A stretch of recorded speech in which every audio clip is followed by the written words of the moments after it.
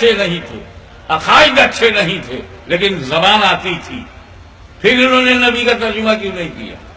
اب اس پر میں توجہ دلاؤں گا، کیونکہ نبی کا ترجمہ ایسا ہے، ایمانداری سے اگر ترجمہ کر دیا جائے تو حفظ الایمان برباد ہو جائے گی۔ ایمانداری سے اگر اس کا ترجمہ کر دیا جائے تو بدعقیدگی کا جو محل انہوں نے بنایا ہے وہ زمین بوس ہو جائے گا، کیونکہ نبی کے معنی ہی غیب کی خبریں بتانے والے ہے۔ ہمت ان کی جو ایمانداری سے ترجمہ کر دیں۔ اب علامہ سبحانی صاحب جملہ آپ کو دے رہا ہوں، وہ مولوی جو نبی کا ترجمہ نہ کر سکے، توجہ چاہوں گا، جو نبی کا ترجمہ نہ کر سکے اسے نبی کی ترجمانی کا بھی حق نہیں ہے۔ حق ہے، بہت خوب بیٹا۔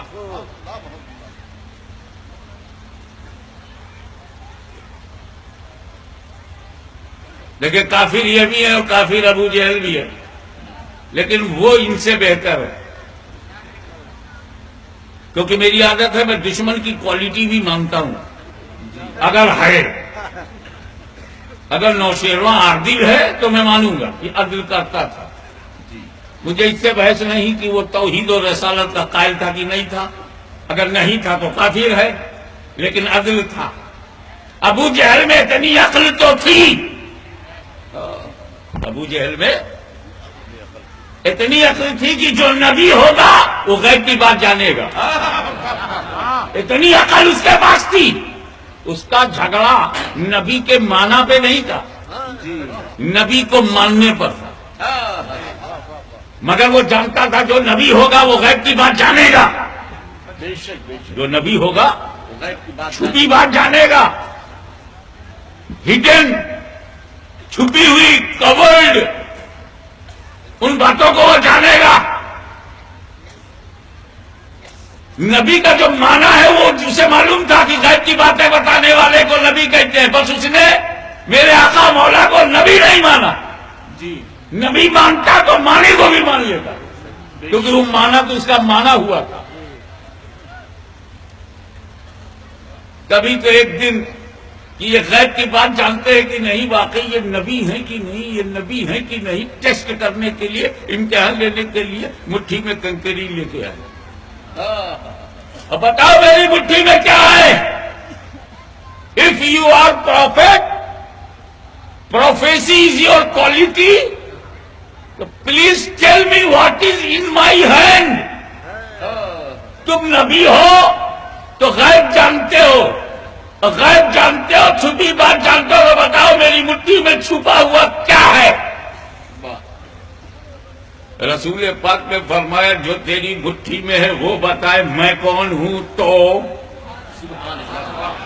ابو جہل اندر سے بہت خوش ہو گیا، بتاشے پھوٹنے لگے کہ میں نے تو سمپل کوشچن کیا تھا مٹھی میں کیا ہے، کہہ دیتے کنکری ہے، میں چلا جاتا۔ وہ بولے گی یہ کون ہے، یہ کیا بولے گی، اس کا تو میں چن کے لایا ہوں، یہ تو میری مٹھی میں، اسے تو بیک ڈور سے میں لایا ہوں۔ میری ہی مٹھی میں رہ کر میرے خلاف کیسے بولے گی؟ انتہا پسندوں کا یہی غرور تو ہے کہ بھارت میں رہ کے مدینے کی بولی کیوں بولتا ہے۔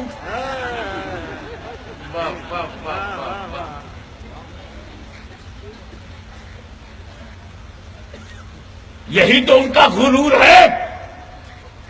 ہم شکریہ کے ساتھ کہتے ہیں کہ ہم مسلمان ہیں، شکر ہے ہم مسلمان ہیں، وہ کہے گرو سے بولو، تو ہمارے یہاں گرو نہیں ہے، ایک ہی فائدے کی چیز ہے، وہ ہے گرو ہے جس سے جائز بچے جنم لیتے ہیں۔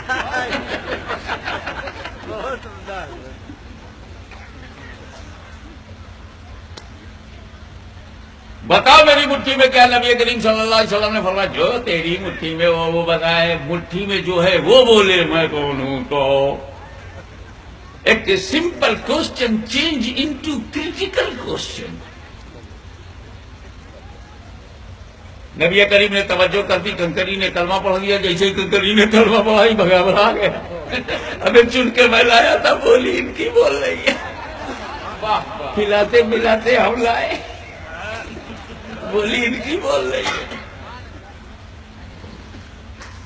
یہ عجیب ہمارا اسمبلی کا ممبر ہے، چن کے ہم لائے اور شہیدوں کی بولی بول رہا ہے، سنیوں کی بولی بول رہا ہے. ارے بھائی، جس چیز کے لیے تم نے چنا ہے وہ اور ہے، اور یہ جو چیز ہے یہ اور ہے، یہ اور قابل غور ہے. اس واقعے کو آپ نے بار بار علماء کرام سے سنا ہے. اب میرا تبصرہ اس واقعے پر.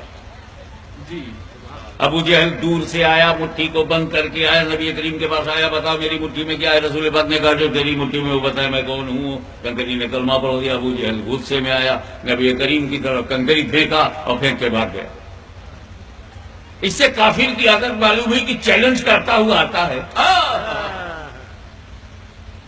اور جب مظہر اعلیٰ حضرت مولانا حشمت علی خان صاحب جیسے شیر بے شعر سنت سے سامنا پڑتا ہے تو ویسے ہی بھاگتا ہے. میں نے کہا آنا کس سے سیکھا؟ کہا ابو جہل سے. اور بھاگنا کس سے سیکھا؟ یہ بھی ابو جہل تھا.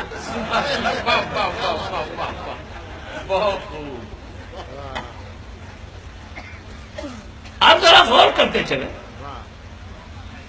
ذرا ایک پھول مجھے دیجیے گا، میں ایک ہی کافی ہے. اب پبلک سے پوچھتا، بتاؤ میری مٹھی میں کیا ہے؟ بول، کھڑے ہو کے بولو، غور سے دیکھو. کچھ بھی نہیں، آپ کی بھول ہے.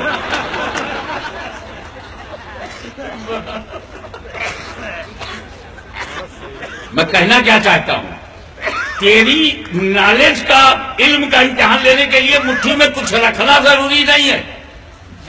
نہ رکھ کے بھی میں پوچھ سکتا ہوں بتا میری مٹھی میں کیا ہے. ابو جہل دور سے آ رہا ہے، کیا ضروری ہے کہ مٹھی میں کچھ ہو؟ وہ بھی میری طرح مٹھی خالی کر کے پوچھ سکتا تھا. اور ہو سکتا ہے کہ اس کی مٹھی میں کچھ بھی نہ ہو، خالی آزما رہا ہو، بتاؤ میری مٹھی میں کیا ہے، بتاؤ میری مٹھی میں کیا ہے. لیکن سرکار کا جواب، جو تیری مٹھی میں ہے وہ بتائے میں کون ہوں. اس کا مطلب نبی نے دیکھ لیا کہ مٹھی خالی نہیں ہے، مٹھی خالی نہیں ہے. اب جو ہے وہ بولے گی میں کون ہوں.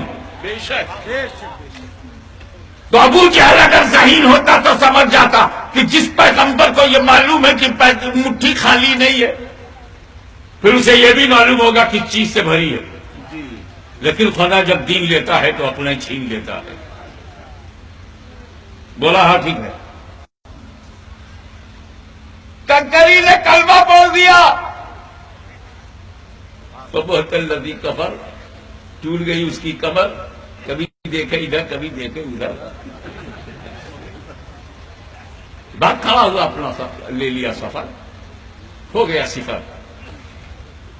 کنکری نے کلمہ پڑھا، گھبرا گیا. میں کیسے آپ کو علم غیب رسول سمجھاؤں؟ بڑا اعتباری معاملہ ہے یہ، غیب کا معاملہ بڑا اعتباری ہے. دیکھو، ایک عورت کو گھر میں بند کر دو اور باہر سے تالا لگا کے لوگوں سے پوچھو بتاؤ اندر کون ہے. میرے کو کیا معلوم، دکھا کے اسے بند کیا ہے. اللہ جانے گھر خالی ہے، لیکن وہاں سے دیو برتن کے ٹکرانے کی آواز آئی. اب بتا کوئی تو ہے، کون ہے؟ تو باہر والوں کے لیے عورت غیب، ہمیں جو گھر میں عورت بند ہے اس کے لیے باہر غیب. ایک بکسے میں کبوتر بند کرو اور بند اکیلے کرو اور پھر پبلک کو بلاؤ، بکسے میں کون ہے؟ تو پبلک کے لیے بکسے کے اندر غیب، اور جو کبوتر اندر ہے وہ کیا جانے باہر کون. تو اس کے لیے باہر غیب. باہر سے دیکھو تو اندر والا غیب، اندر سے دیکھو تو باہر والا غیب. تو ابو جہل کی مٹھی میں جو کنکری تھی وہ کنکری نبی کے لیے غائب، تو کنکری کے لیے نبی غائب. تو میرا نبی یہی دکھانا چاہتا، بے وقوف تم میرے علم غیب کا امتحان لیتا ہے، میں جس پہ نظر ڈال دوں وہ غیب کی بولی بولنے لگے.